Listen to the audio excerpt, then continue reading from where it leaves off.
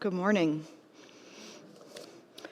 Every week on Wednesday nights from 6:30 to 8:30, we hang out in the chapel and eat pizza and have youth group. One of our regulars is here, but for the most part, we don't see them every Sunday for the kids. But they're actually at church all the time right now, and it's pretty great. And one of the things we do is we check in every week. We give everybody an update on what's going on in our life, the highs and lows, what we're hoping for in the coming weeks. And this week, they were riled up.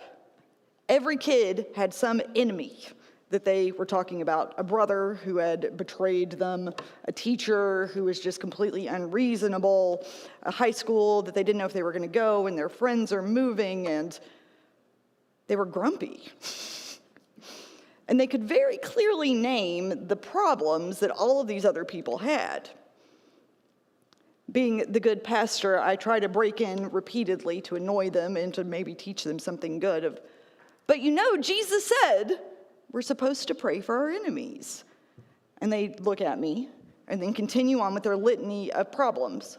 And I don't want to make light of their problems because they're real.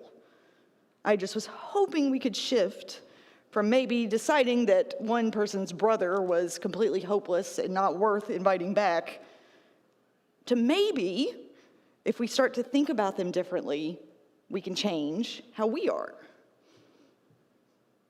The high schoolers and the middle schoolers did not agree with my assessment and my suggestion. They would continue with their complaints and then giggle and then look at me and say, "But here's Shannon over here telling us we're supposed to pray for our enemies."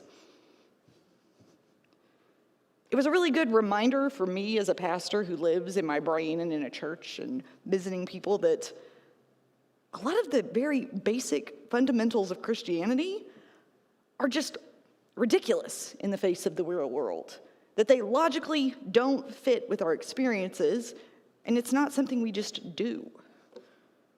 The kids were complaining about the people around them because they knew what most of us know. Life's hard. People do stupid things. We do stupid things. It's hard to figure out how not to make it worse sometimes, even when we're doing our best. Yet, I think when we get to looking at stories like Jonah's in the Bible, they give us a way out of this doom loop.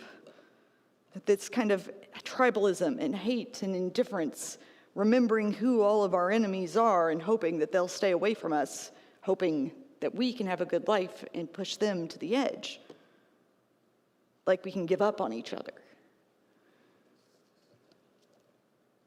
Like the youth, Jonah was not thrilled with the idea of caring about his enemies. He ran to the other side of the known world to avoid going to talk to the people of Nineveh. He was hoping to hide from God because he didn't want to make any chance that he was going to be helping his enemies out at all. The Assyrian Empire had been destroying Israel. It was attacking these people, turning over the country and the nation state that they believed God had set up for them. Very clearly the villain in the story. So Jonah, rather than go to Nineveh, runs in the opposite direction, and we know the story. He tries to hide from God. He gets eaten by a fish, puked up by a fish. He does God's work and begrudgingly does God's work.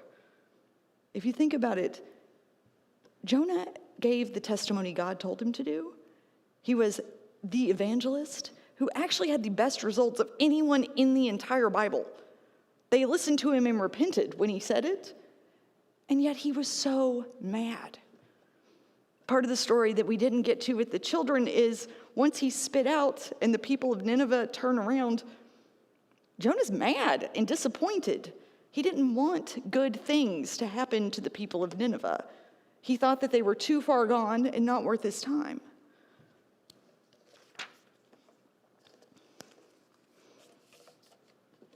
But in the end, God tells Jonah, I made all of this. I love all of this. All of the creation is mine.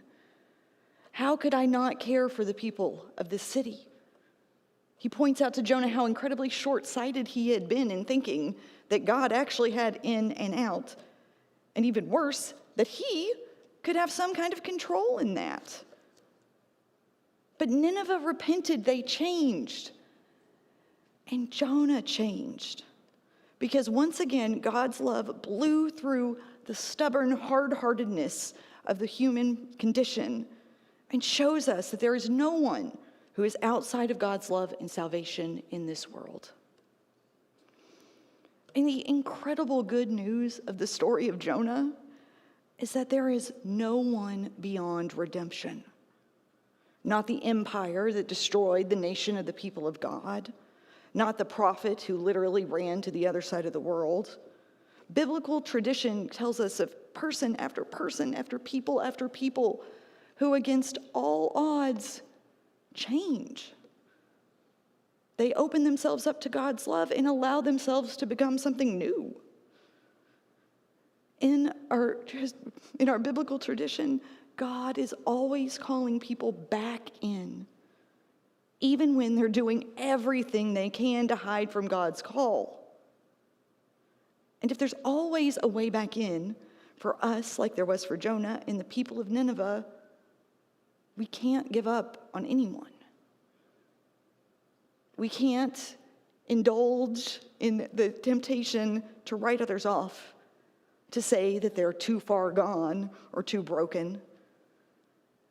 The harsh us versus them attitude that seems to pervade our culture from all angles, especially our political world, has filtered down into our churches, with both sides treating one another as though we're enemies, or that each other are apostates who understand so wrongly that we must just shout them down and name their sin and forget them. We're really good, all of us are, at pointing out the flaws in theology of practice of those people. But I fear that we've all really started to become like Jonah, desperate to avoid seeing the enemy as someone worth engaging, caring for, or even loving. Or even worse, that there are some people that we want to deny access to God's love because we think they don't deserve it. They haven't met our standards.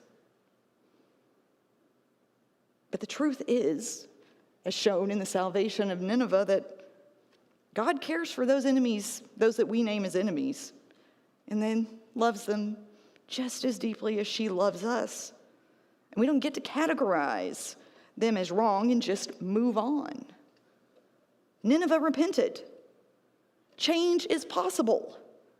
And we can never give up on God's ability to sway the hardest hearts among us.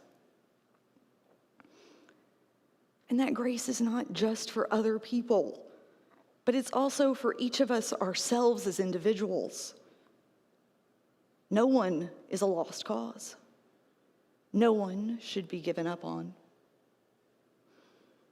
Don't give up on yourself.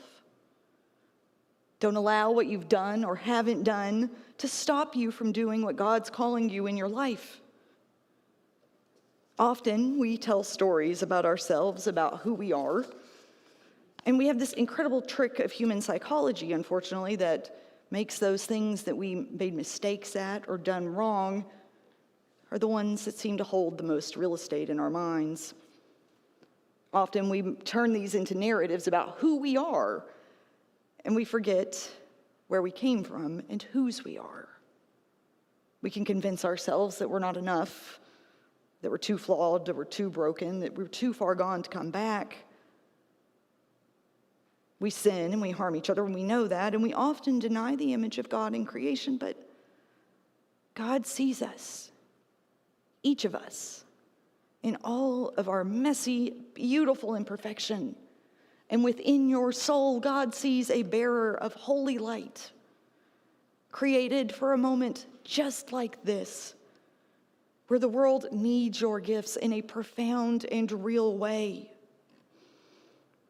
Friends, challenge those narratives you have accepted about yourself that stop you from owning the gifts that you have. Grant yourself the grace and mercy that you need so that you can be unburdened and free to go where the Spirit is calling you, even when it propels us to places where we would rather not go. And as a people together here in this place, Let's not give up on each other. Let's make a place where we see each other with eyes of love and compassion, so that we walk along beside each other, encouraging one another to grow into what God is calling us to be. I pray that God would give each of us willing hearts to show mercy to those who have hurt us. That God would give us willing hearts to overcome those base desires to repay evil for evil. I pray that God would give us willing hearts to put aside any illusions of moral superiority that we may hold, and teach us to love freely, wastefully, and recklessly. This doom loop that we often find ourselves in, where hate and violence win, has an end. There is a way out. May we be so brave to create that world. May we be so bold to never give up on each other. For in God we know that all things are possible, even a Nineveh repenting.